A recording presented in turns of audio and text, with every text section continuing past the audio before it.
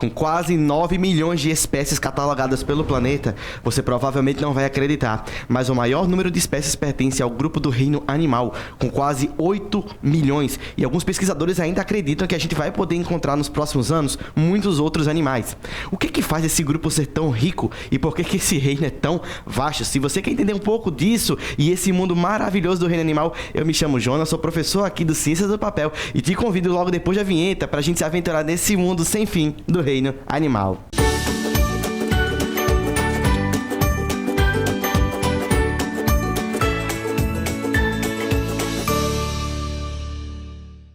Meu foro fofinho, minha foro fofinha, seja muito bem-vindo aqui ao nosso canal Ciência do Papel para mais uma aula aqui, lógico, com o professor Jonas. E eu queria já adiantar você, essa parte de reino animal, por mais que seja uma novidade para vocês, eu garanto que é super fácil. O que a gente vai estar vendo aqui, prof? Basicamente, o grupo de vários animais que existe, pelo menos no planeta Terra, que foram catalogados até então. Óbvio, existem muitos outros, mas o nosso foco para você do Ensino Fundamental 2 é focar naquilo que é o mais importante.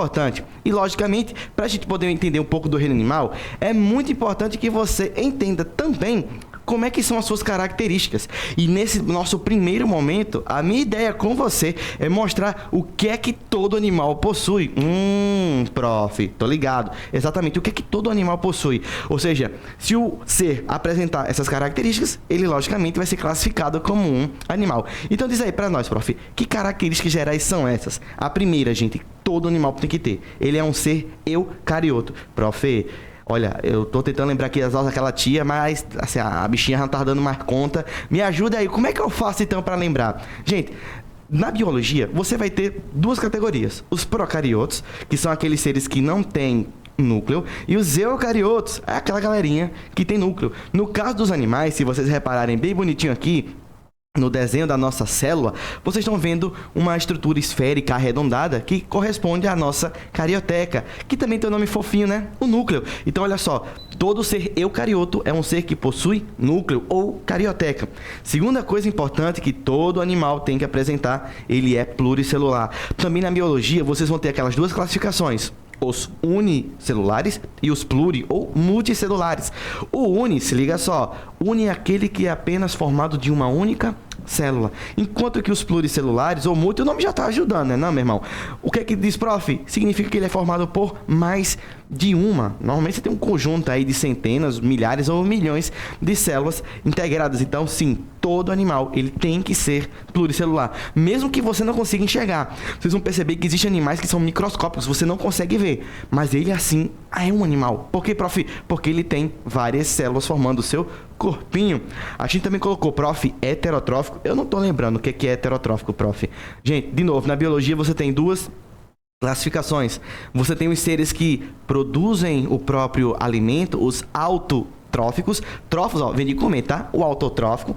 E do outro lado você vai ter o heterotrófico. É justamente o oposto. O cara que não consegue produzir a própria comida. Ele precisa comer fora de si, em algum outro canto. Então, quando você pensa no cachorro, pensa em você, por exemplo, você não produz a sua própria comida. Ai, prof, eu vou ali na cozinha e faço.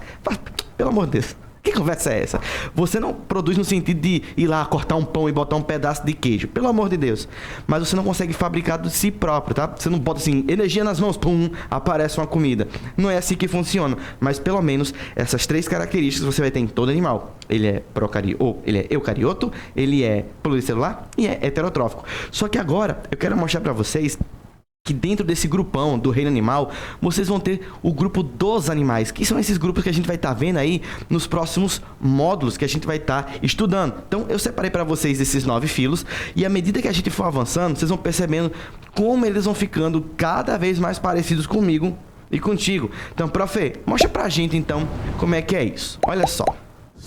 Tá aqui o grupinho dos animais. Então a gente vai passar pelos poríferos, pelos quinidários, pelos plateumintos, nemateumintos, moluscos, anelídeos, artrópodas, equinodermos e cordados. Prof, eu já me enrolei aí no começo. Calma, meu amor, relaxe. Respira fundo. Isso aqui, vocês vão perceber que é super top. Mas sabe o que é mais top? O seu like. o seu like. Então, por favor, se você tá aqui nos privilegiando com sua maravilhosa presença, deixa aquele like maroto, maceta aí o dedo no compartilhar para ajudar aquele seu amigo burro que tá estudando em outro canto, sendo que aqui, ó, tem tudo para você. E óbvio, não esquece de apertar aqui no inscreva-se e se inscrever aqui no nosso canal, bem bonitinho, para você estar por dentro de todas as novidades do Ciência do Papel. Agora vem para cá. Ô, prof, a gente pode perceber que a maioria desses caras é invertebrados. Então, sim, a maioria daqueles animais que eu citei para vocês no começo desse vídeo, eles são invertebrados. Prof, basicamente, vertebrados é só aquele último, sim, que é o nosso grupinho, o grupo dos cordados. Agora, para a gente estar quase encerrando esse momento, eu queria só trabalhar com vocês um critério que a gente usa de simetria. É algo importante que a gente usa para poder classificar os animais. Então, vocês vão perceber que tem alguns animais que, dependendo do plano de corte e como você divide ele, ele pode ser considerado um animal simétrico ou assimétrico. Prof, o que é algo simétrico? Olha, isso aqui tem a ver um pouco com matemática, essa não é muito minha praia, você sabe que é a praia aí do professor Ítalo, mas se liga só, o que acontece aqui? Quando você diz que algo é simétrico, é que quando você parte ele ao meio, as duas partes divididas, elas são iguais. Então, se você olhar aqui para minha pequenina e linda árvore, eu parti ela no meio, o lado direito é igual ao lado esquerdo. Se você dividir o seu corpinho no meio, o seu lado direito é igual ao lado esquerdo. Vai ter um olho de um lado, outro do outro, um ouvido do lado, outro ouvido do outro, uma narina de um lado, uma narina do outro, e por aí vai. Tranquilo, né? Bem chocolate. Só que, lógico, se os lados são diferentes, você vai dizer que eles são assimétricos. Então, aqui para o reino animal, basicamente, a gente usa 3 critérios de simetria. Ou o bicho vai ser assimétrico, ou seja, quando você parte ele ao meio, ele fica todo diferente, nenhuma parte é parecida com a outra, então, a ausência de semelhança entre as partes. Quando a gente vai aqui para a próxima, qual é, prof? Da simetria radial, onde você partir o bicho, todas as partes vão ser iguais. E eu até dou uma dica super tranquila para você, foro fofinho, preste atenção. Simetria radial, toda parte é igual. Gostou aí? É o rap aqui do Ciência do Papel. Onde você cortar fica igual. Então, simetria radial, tudo fica igual. Então, eu peguei aqui um exemplo, uma água viva. Onde você cortar em cima, embaixo, na diagonal, pro outro lado, todas as partes, elas sempre vão continuar sendo iguais.